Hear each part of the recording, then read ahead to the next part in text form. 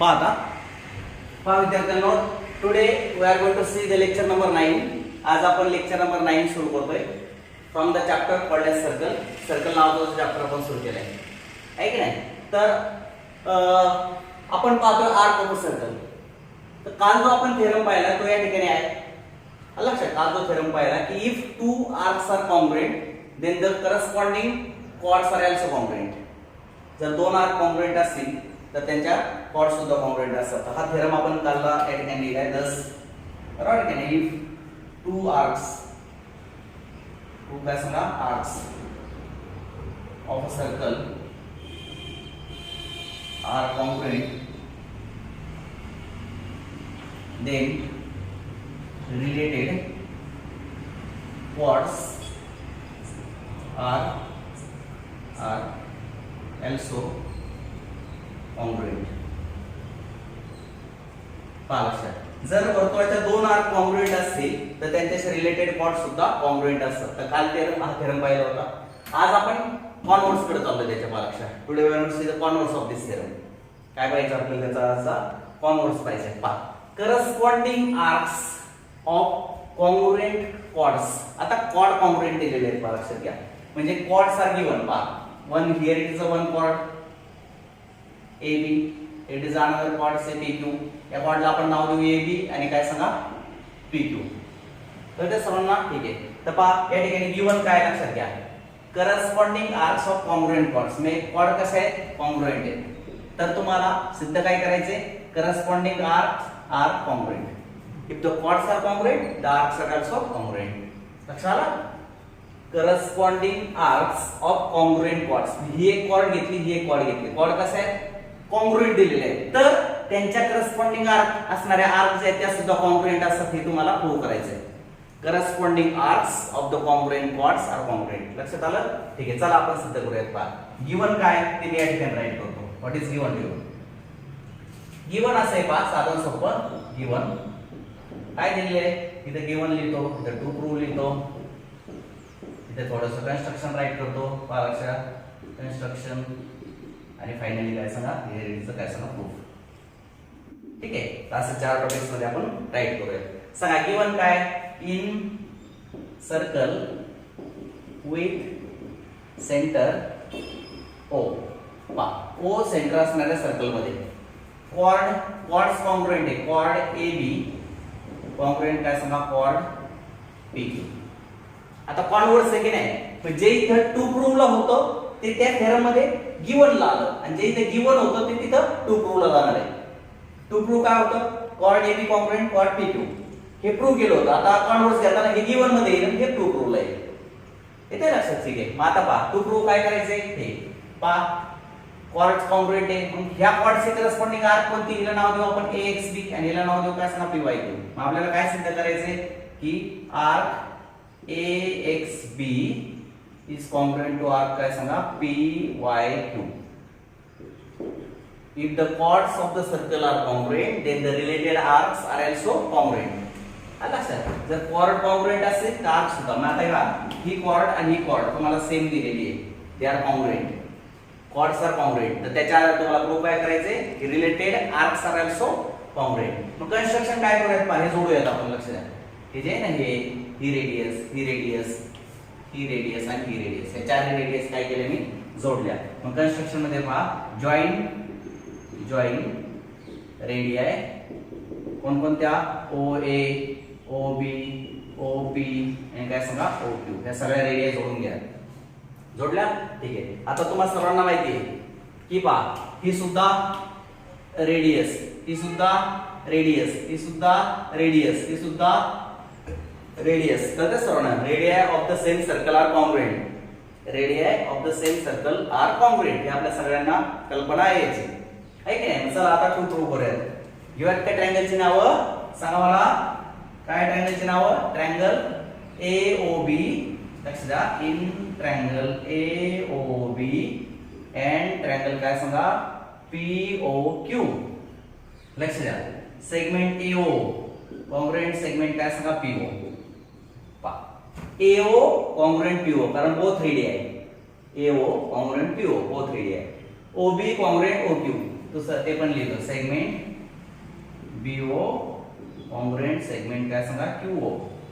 हे पण रेडी आहे. कोणी इथं लिहितो रेडी आहे ऑफ सेम सर्कल. एकाच वर्तुळाच्या तरी त्या द्या सगळ्या कळतं सर्वांना. ठीक आहे. आता पहा लक्षात इथपर्यंत आलो.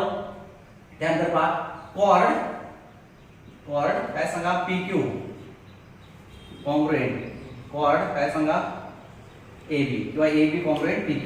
आता कॉर्ड म्हणण्याचे सेगमेंट म्हणलं तर चालेल कारण का वर्तुळासाठी ती कॉर्ड आहे, सर्कल साठी ती कॉर्ड आहे आणि ट्रायंगल साठी ती कोण आहे सेगमेंट आहे किंवा साइड आहे.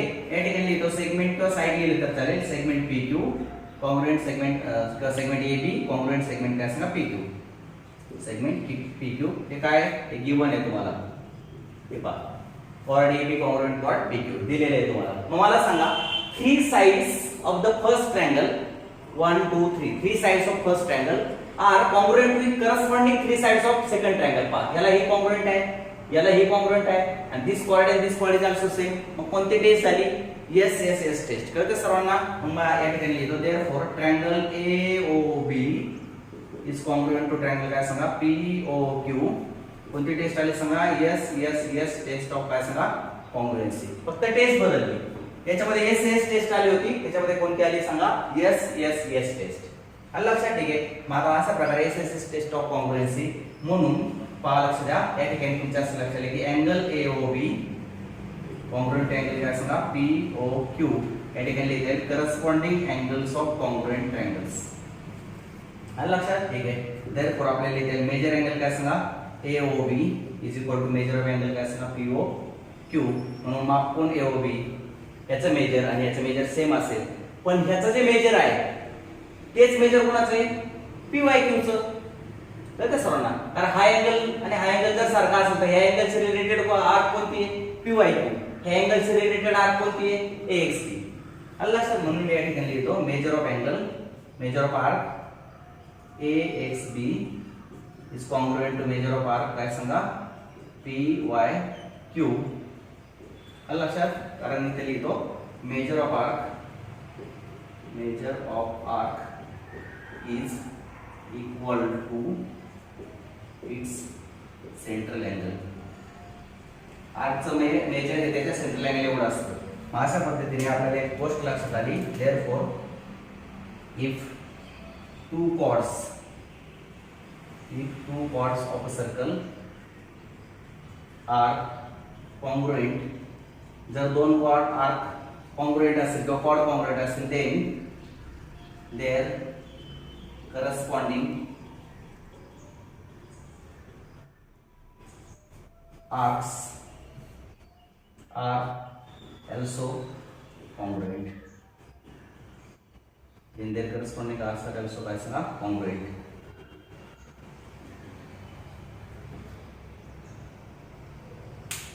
कळलं सर्वांना. ठीक आहे. तर अशा पद्धतीने जर आपण काय केलं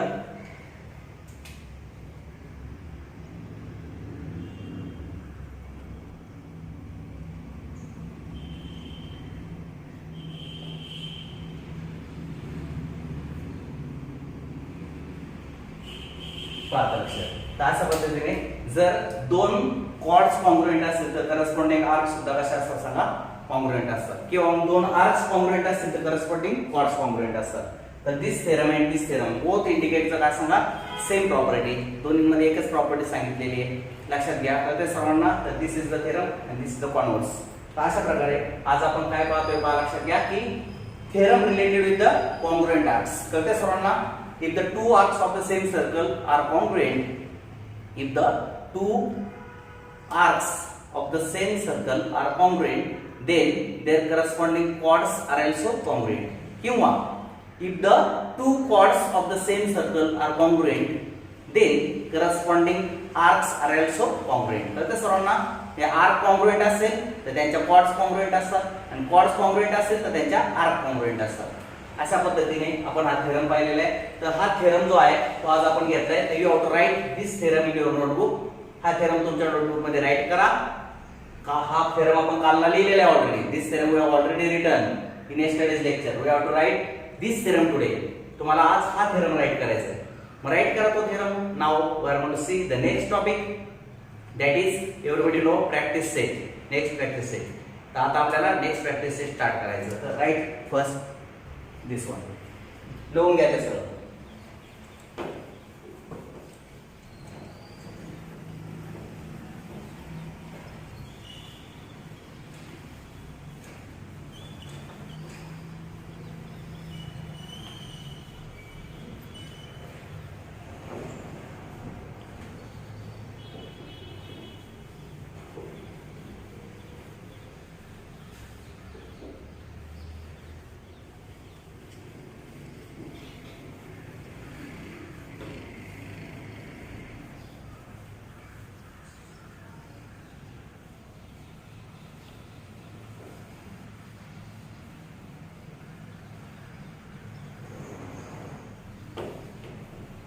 चला बा, we are going to start now practice set 3.3.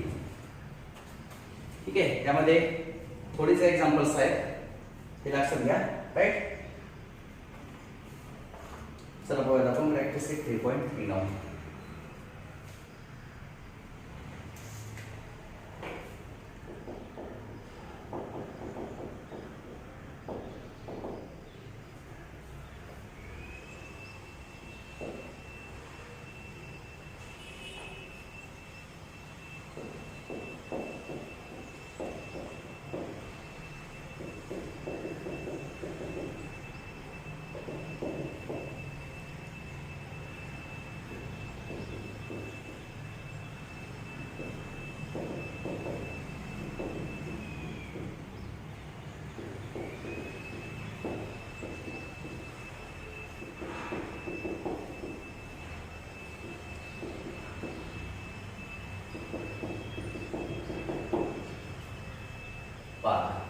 This is the first example. The first example I taken X is the center.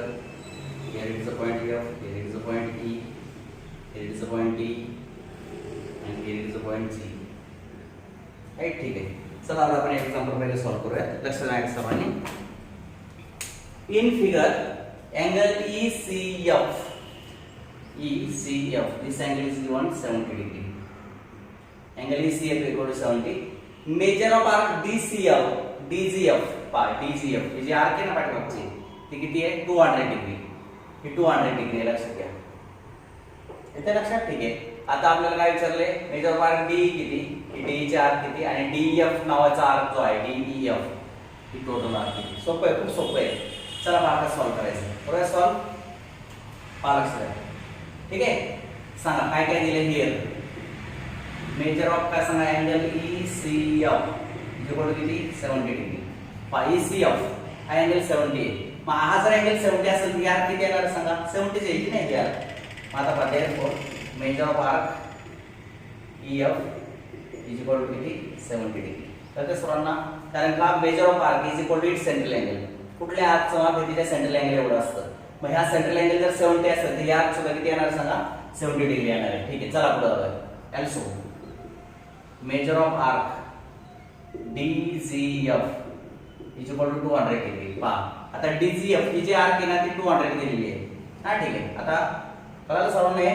ठीक आहे, now by arc addition theorem, arc addition property, arc एडिशनची property आपण त्या ठिकाणी वापरूया. पहा लक्षात, measure of arc DE plus measure of arc EF आणि plus measure of arc DGF is equal to 360 degree.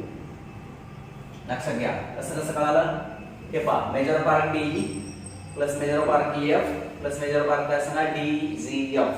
He arc आणि ही आर्क सगळे मिळून काय टोटल सर्कल झालं. तर ते सर्वांना राईट ना. ठीक आहे, संपूर्ण सर्कल कोड झाला. आता मेजर ऑफ आर्क DE आपल्याला फाउंड आउट करायचं आहे. मेजर ऑफ आर्क काय सांगा DE plus what is the major of arc EF 70 degree.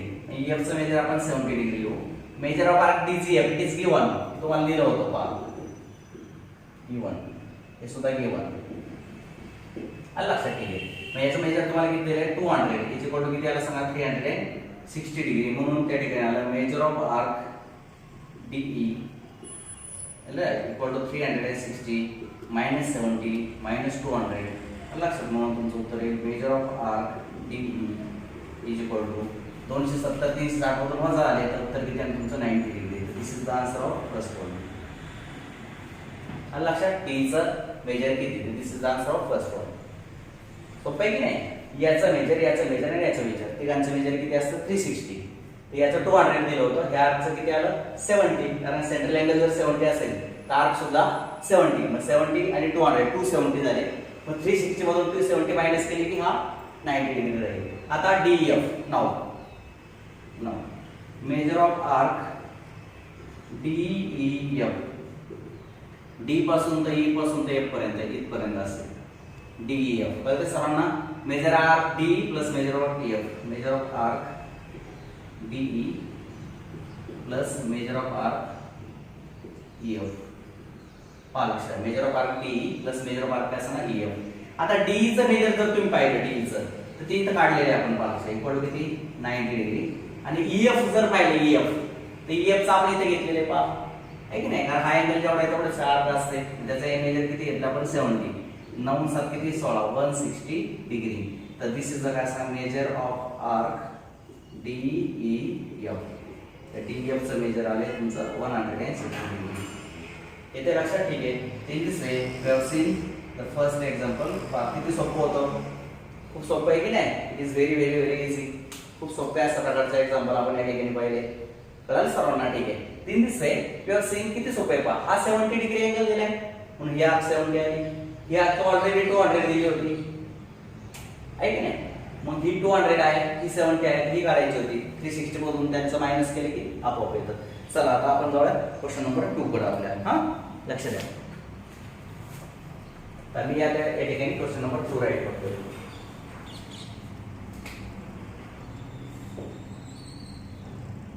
Triangle ORS is an equilateral triangle.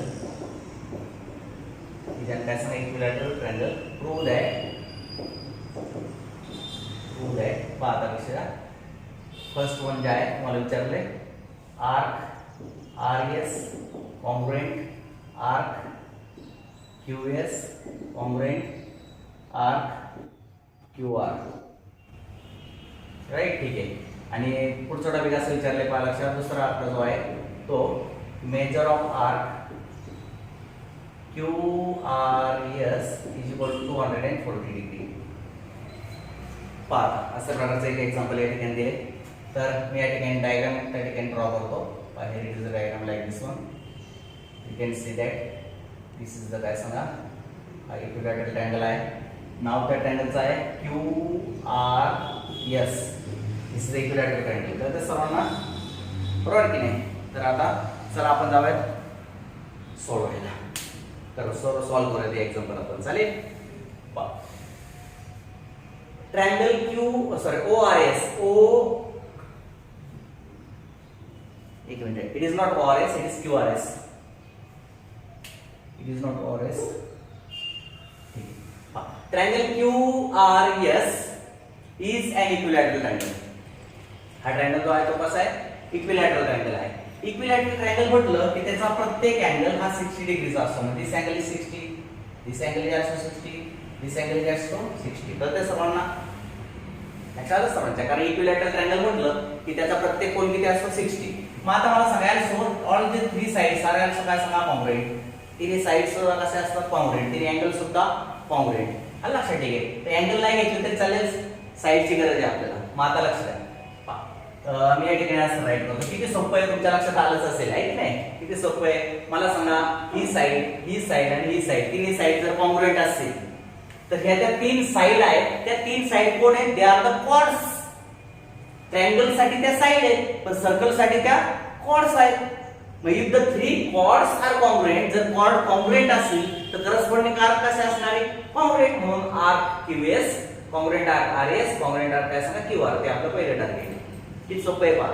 हा मी या ठिकाणी राईट करतो. हा लक्षात करू सुरू. पहा ट्रायंगल QRS इज इक्विलॅटरल. हा काय सांगा इक्विलॅटरल ट्रायंगल. हा इक्विलॅटरल ट्रायंगल आहे. तर त्या सर्वांना देअरफॉर काय सांगा side.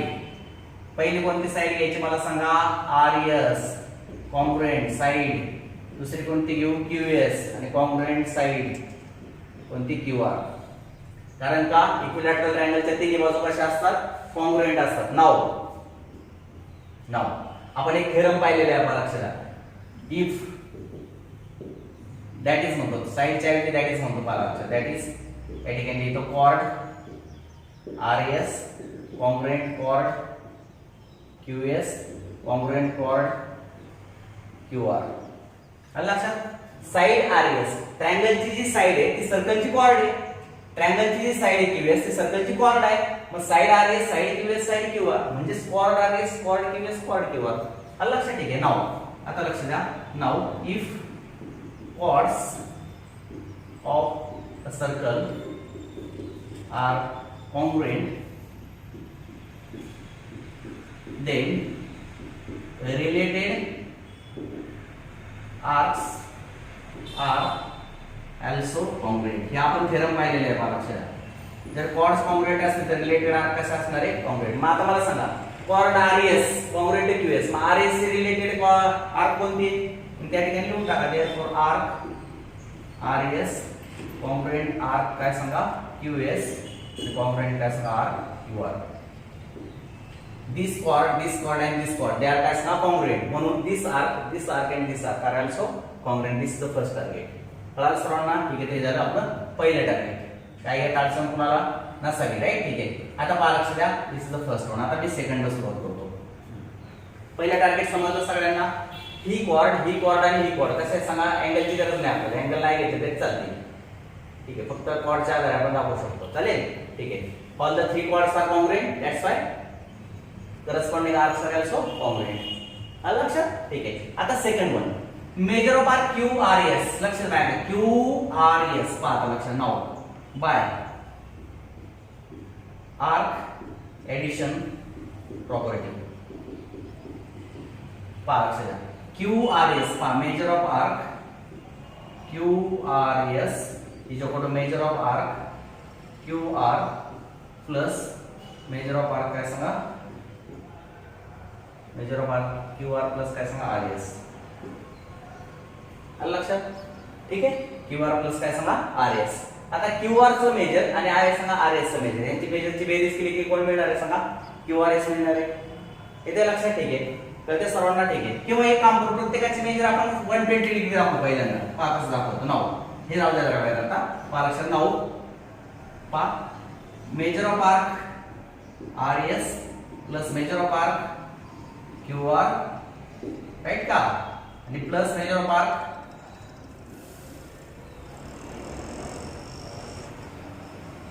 QS is equal to 360 degree. Angle addition property. पहा RS चं मेजर QS चं मेजर आणि QR चं मेजर किती आलं सांगा 360 डिग्री. मग आता मला सांगा हे तीन यार कसे आहेत सेम म्हणून 3 टाइम्स मेजर ऑफ आर्क काय सांगा RS 3 टाइम्स काय सांगा measure of arc RS is equal to 360. याचा अर्थ असा होतो की major of arc RS is equal to 120 degree.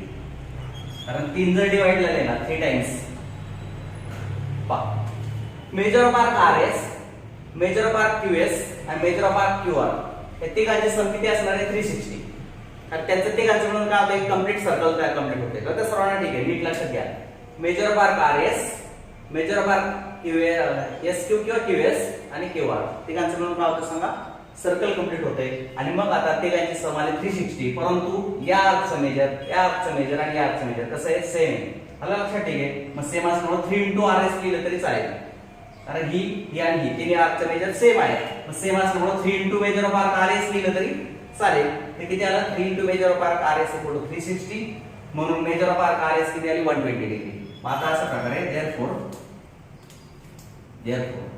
लक्षात measure of arc RS is equal to measure of arc QR is equal to measure of arc QS is equal to 120 degree each.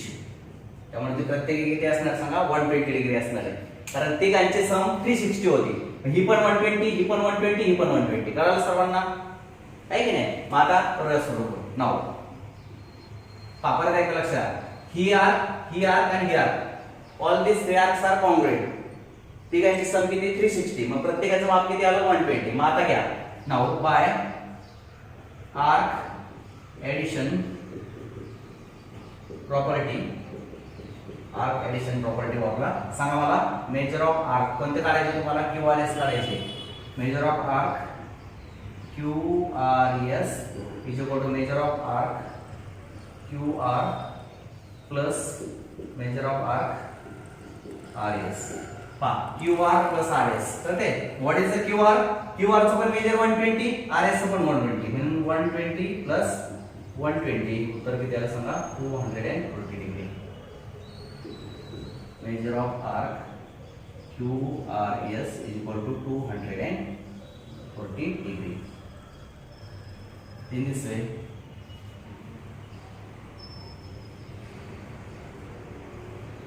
we have solved the Dasima both examples, right? ठीक है. सोपंच गणित होतं, त्यात काय अडचणच नव्हती. This chord, this chord, this chord. All the three chords are congruent. Therefore, this arc and this arc, they are also congruent. हा पहिला टॉपिक संपला. आणि मग याचं पण मेजर 120, याचं पण मेजर 120, याचं पण मेजर 120, 120 120 120. तर त्या सर्वांना हा 120 plus 120 240. In this way we have solved the example number 2. आता now we are going to see the example number 3. आज आपण काय करतो? आता तिसरे एक्झाम्पल घेणार आहे पालक्षात. We are going to start the third example now. आता तिसरं जे एक्झाम्पल आहे ते कसं आहे पालक्षात घ्या. एक छोटंसं तुम्हाला सर्कल या ठिकाणी दिले. We are given the circle पालाक दिस वन है की नाही. या सर्कल मध्ये दिस कॉर्ड इज AB आणि दिस कॉर्ड इज काय सांगा CD.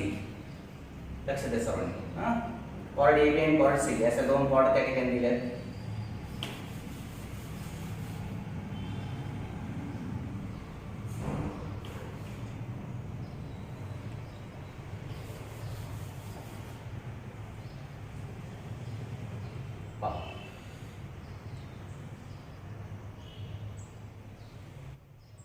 This is the AB and here is the काय सांगा CD. These are the two chords, right? ठीक आहे. आणि काय सांगितलंय पहा, chord AB congruent chord CD, right? ठीक आहे. तर prove that काय प्रूव्ह करायचं पहा लक्षात. arc AC congruent arc BD. पहा लक्ष द्या काय सांगितलंय. Chord AB congruent chord CD. Chord AB congruent chord CD. AB chord आणि CD कॉर्ड सेम आहे, कॉन्ग्रुएंट आहे. मग जर दोन कॉर्ड कॉन्ग्रुएंट असतील तर त्यांच्या करस्पॉन्डिंग आर्क कशा असतात? कॉन्ग्रुएंट असतात. आपण त्याचा थेरम पाहिलेला आहे. If two chords are congruent then their corresponding arcs are also congruent. तर ते का सर्वांना? मग चला आता या ठिकाणी सांगा this chord and this chord are congruent, therefore corresponding arcs congruent. चला मी राईट करतो पहा. पाहिजे लक्षात. इथून आन्सर लिहायला सुरुवात करतो. पहा हियर सर्वांना लक्ष द्या.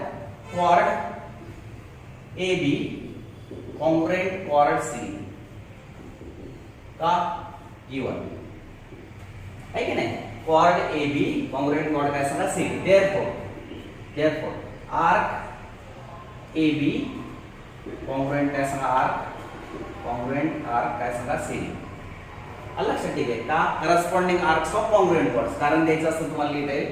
करस्पॉन्डिंग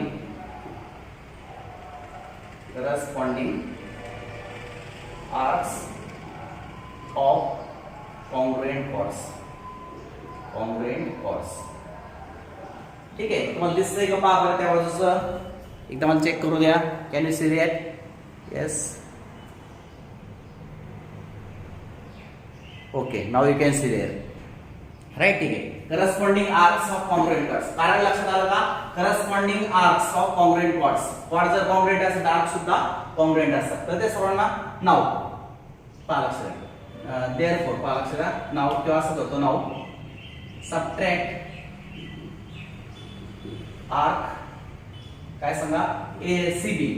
ही जी सीबी आर्क आहे ते दोन्ही बाजूंमधून मायनस करू आपण. तर AB आणि CD सेम आहे. मग AB मधून जर CB मायनस केली हे पहा CB तर कोण राहणार आहे? AC राहील. तर ते सर्वांना, आणि इकडे सीडी मधून जर आपण काय केलं सीबी मायनस केली तर बीडी राहील, मग आपलं ते टार्गेट आहे. तर ते सर्वांना आर्क येते का लक्षात सर्वांच्या, काय arc CB from both sides. लक्षात सगळ्यांच्या, ठीक आहे. मग आता एक काम करतो, मेजर ऑफ आर्क लिहितो, मेजर ऑफ आर्क सीडी, तर सुद्धा मेजर ऑफ आर्क एबी. चला आता major of arc CB minus करू, मेजर ऑफ आर्क सीबी आपण मायनस करू, काय राहील पहा, मेजर ऑफ आर्क एबी, हे पहा पूर्ण एबी होती, त्यातून सीबी मायनस केली, काय राहील एसी राहील की नाही. आता पहा मायनस मेजर ऑफ आर्क काय सांगा CB is equal to CB, AB मधून सीबी मायनस केली, इकडे सुद्धा measure of arc CB minus measure of arc CB. हे पहा याच्यातून पण measure of arc CB minus केली, याच्यातून पण measure of arc CB minus केली. आता इकडे नीट लक्षात, लेफ्ट हँड साइड पहा, आर्क एबी, एबी आर्क मधून काय केलं सांगा सीबी मायनस केली, एवढी मायनस केली, काय राहिली मेजर ऑफ आर्क एसी राहिलं, अलीकडल्या बाजूला राहिलं major of arc AC equal two congruent किंवा इक्वल टू सांगा समोरच्या बाजूला सीडी मायनस सीबी. पहा संपूर्ण सीडी होती, सीडी मधून सीबी एवढी मायनस करा, ही मायनस करा, काय राहिली सांगा बीडी, समोरच्या बाजूला राहिलं मेजर ऑफ आर्क काय सांगा बीडी. सबट्रॅक्शन केलं, chord AB congruent chord CD दिलं, मग त्याच्यावरून arc AB congruent arc CD दाखवलं, arc AB congruent arc CD. मग एबी मधून काय मायनस केलं सीबी, आणि सीडी मधून सुद्धा सीबी, दोन्ही बाजूंमध्ये मायनस केलं, त्यामुळे ते बॅलन्स राहतं. इकडनं पण सीबी मायनस केली, तिकडनं पण सीबी मायनस केली. मग आता एबी मधून सीबी मायनस केल्यावर कोण राहिले एसी, तिकडे सीडी मधून सीबी मायनस केल्यावर बीडी. मग अशा प्रकारे measure of arc AC equal measure of arc BD म्हणून लिहिता येईल आर्क एसी, म्हणून आर्क एसी कॉन्ग्रुएंट आर्क काय सांगा आर्क एसी कॉन्ग्रुएंट आर्क काय सांगा बीडी. In this way we have solved this this example. तर ही तीन एक्झाम्पल्स आपल्याला काय होते सांगा प्रॅक्टिस सेट 3.3 मध्ये दिली होती. ठीक आहे, this 3 examples are given to you in practice set 3.3. सगळ्यांच्या लक्षात आले? ठीक आहे, तर तिन्ही एक्झाम्पल तुमच्या समोर आहेत, तुमच्या नोटबुक मध्ये राईट करून घ्या तिन्ही एक्झाम्पल्स. बाकीचं आपण नंतरच्या लेक्चरला बघूया. थँक्यू.